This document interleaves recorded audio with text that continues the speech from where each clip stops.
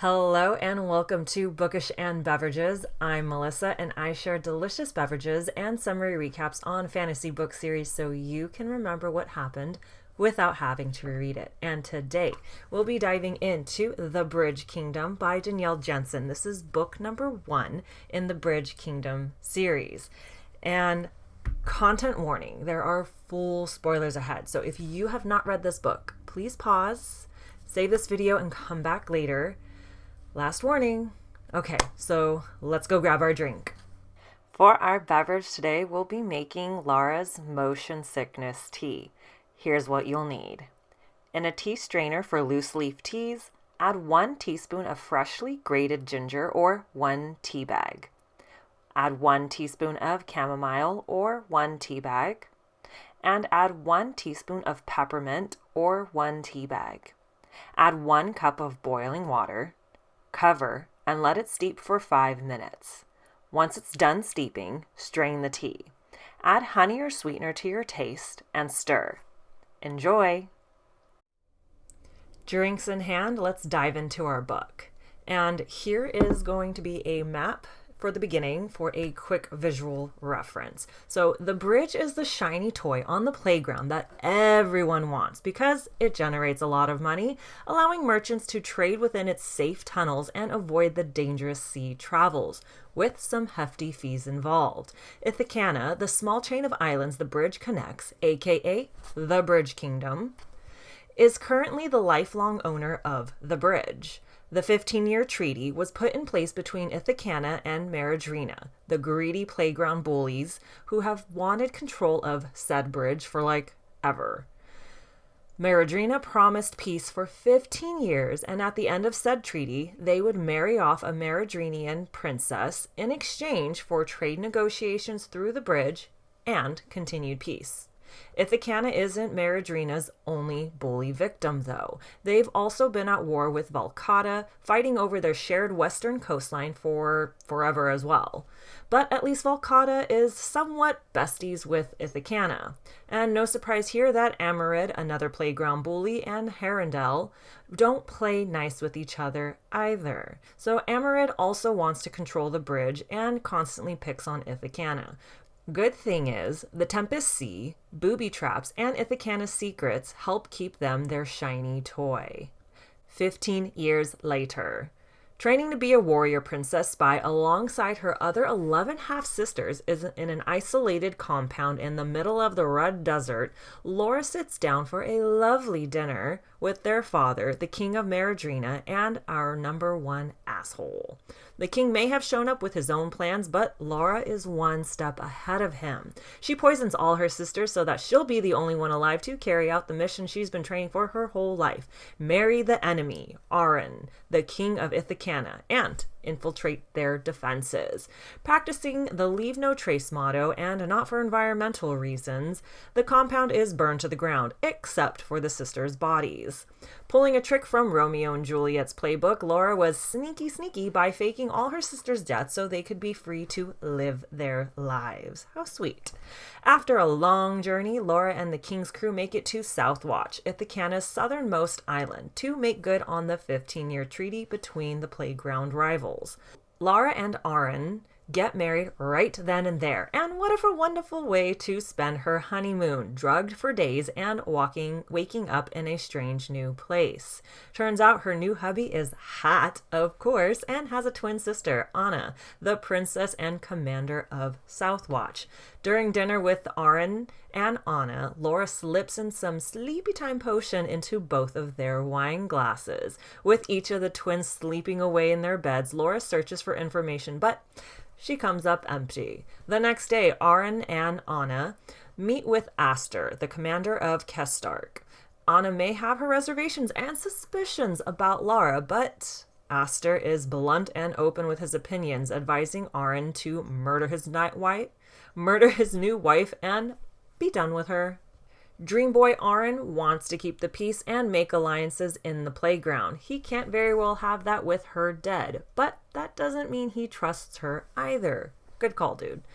Going on a hike to explore and look for the bridge, Lara trips and tumbles down into some water, coming face to face with a deadly snake. Knowing a stealthy someone has been following her, she waits in hopes they'll kill the snake so she doesn't have to show off her badass warrior skills.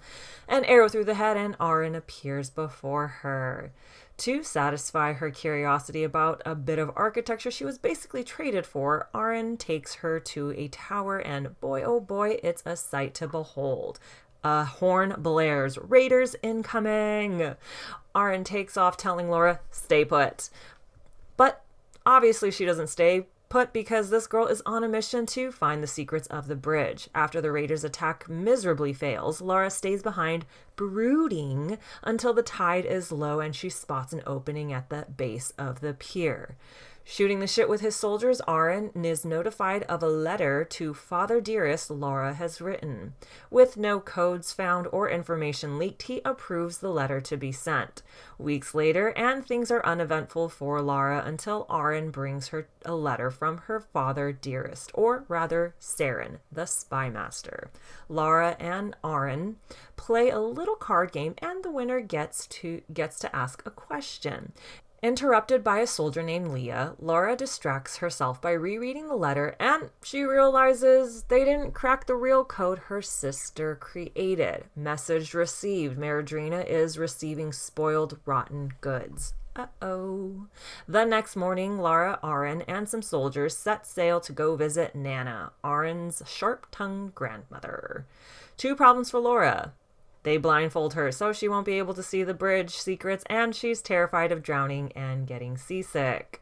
Puking up her breakfast and going overboard, Lara lets her fear take hold, playing on Arin's sympathy, and makes them take the bridge instead. Even though she's still blindfolded for the most part, she gains some insider info. During Nana's not-so-sweet chat with Lara, she lays down the law. You cross my grandson, and you'll find yourself in a happy little accident. And not one that Bob Ross can even fix. Threat received. Nana proposes that Lara stay with her for 2 months, but Arin is having none of that. How else will our enemies become lovers? Back on the bridge, a horn sounds. Another island is in trouble. Help is on the way, dear! The crew races over. More bridge secrets are revealed to Lara, and the soldiers are outnumbered by the enemies. Out of view from the fighting Ithacanian soldiers, Lara releases a can of whoop-ass on the Amaridian soldiers trying to attack the village. Satisfied with her kill, she goes to find Arin, and he's riding the struggle bus trying to endlessly fight. Lara saves Arin's ass as she plunges a knife into the heart of a soldier aiming for his back, and the reinforcements have finally arrived. Lara and Taryn, Arin's cousin, are subjected to stay with Nana while Arin and crew have matters to attend to. In mission mode, Lara slips a little something into Nana's drink to keep her occupied on the toilet while she sneaks off to explore more secrets. Lara makes it back just in time as Arin and crew arrive to take her back to Midwatch. Phew!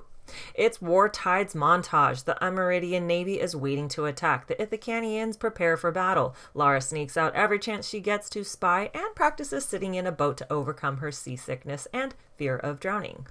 The horns blow again. The island of Ayla is under attack, and the odds are not in their favor. Lara gets to join them as a healer as long as she follows orders, which of course she doesn't. The tides finally turn in Ithacana's favor. Lara earns the respect of the Ithacanians from her heroic feats of carrying and dragging wounded soldiers to safety. Heading back to Midwatch, everything has changed. Arin finds himself wanting to trust Lara more and more, and Lara is starting to admire Arin, and the carefully crafted lies she's been told about Ithacana are starting to crumble. Lara gets ready for a fancy dinner date with Arin, but he still hasn't returned home. Horns blow again. He's finally back, and he is injured. The tension is brewing like a storm. Arin softly kisses Lara, asking her to help him. Being torn between her loyalties, Lara runs back to the house. Worried her resolve is breaking and trying to remember her mission, her people, Lara writes out all the secrets she's learned with invisible ink on the king's official papers. Dun, dun, dun. dun. Right before she tries to make the great escape, Arin pulls Lara away for some queenly duties. Left on the shore to work out their marital spat, Lara tries to call Arin out on Ithacanna's villainy towards her people. Arin claps back with the truth. Her father is the greedy playground bully and the one to blame for their famine. Proof is in the pudding. The crew set sail to Vencia, Meridrina's capital, disguised as Herondalian steel merchants. What Arin told Lara is confirmed again and again by multiple sources, including one of Arin's ex-lovers and spies. Boy, oh boy, is she pissed and confused. Trailing Lara to the palace gates, Arin knows she's a spy and has an arrow aimed for her back if she takes one more step. But he's hanging on to the last thread of hope that she'll come back to him. Luckily, she turns around and runs the other way. Lara drinks herself stupid as she struggles coming to terms that she's been lied to and manipulated all her life. The next morning, Arin's cover is blown when Saren, the spy master, approaches and threatens Ithacanna. Time to get the fuck out of there. Setting sail, Lara and crew barely escapes in a way that even Jack Sparrow would be proud of. Traveling through the bridge for days, Arin takes Lara up top to hash it out. He confronts her about being a spy, and she confirms it. Interrupted by a furious Anna, things go south real quick when Lara falls off the bridge into the ocean below, confronting her biggest fear. Arin comes to the rescue, and they barely make it out alive. And the plot thickens. Before Lara gets the chance to destroy or tell Arin about the invisible letters she wrote out, he sends a new letter to the Meridrinian king. Dun dun dun.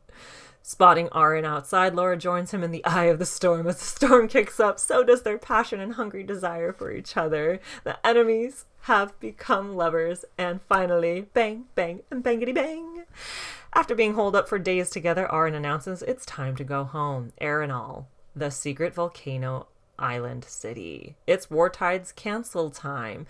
Admitted to the very secret council meeting as Arin's second in command, Lara puts together that her father, Dearest, has been secretly teaming up with Amarid to take the bridge. The votes are in, and the council has agreed to ally with the Meridrinian people, not the king, and end the Volcadan blockade to show their solidarity. 2 months later, things are going great until it's not. Lara finds a letter from her father, Dearest, in the room, and her sister, Marilyn, with a knife to Arin's neck. Breaking Arin's heart and trust, Marilyn reveals the letter with Lara's detailed plan leaking Ithacanna's secrets. The infiltration has begun. Marilyn gets bit by a snake. Lara makes the killing blow. Arin takes Lara as a prisoner and runs for the safety as his kingdom and the bridge falls to the playground bully's control. With an arrow pointed at her head, Arin tells Lara he never wants to see her again and to run. Run away and never return. All right, Scar. Lara runs. Months later, drunk in Herondal, Lara finds out Arin has been taken captive to Vencia. Operation Hubby Rescue and Revenge starts with Phase 1. Showing up at Arenal to convince Anna and crew to help her save the enemy she fell in love with. All right, this concludes the summary for the Bridge Kingdom. And thank you so much for watching, and stay tuned for more summary recaps on your favorite fantasy series. If you enjoyed this one, please like, subscribe, and share with your fellow book lovers. And if there are any series that you want summary recaps on, just please drop it in the comments below. And thank you.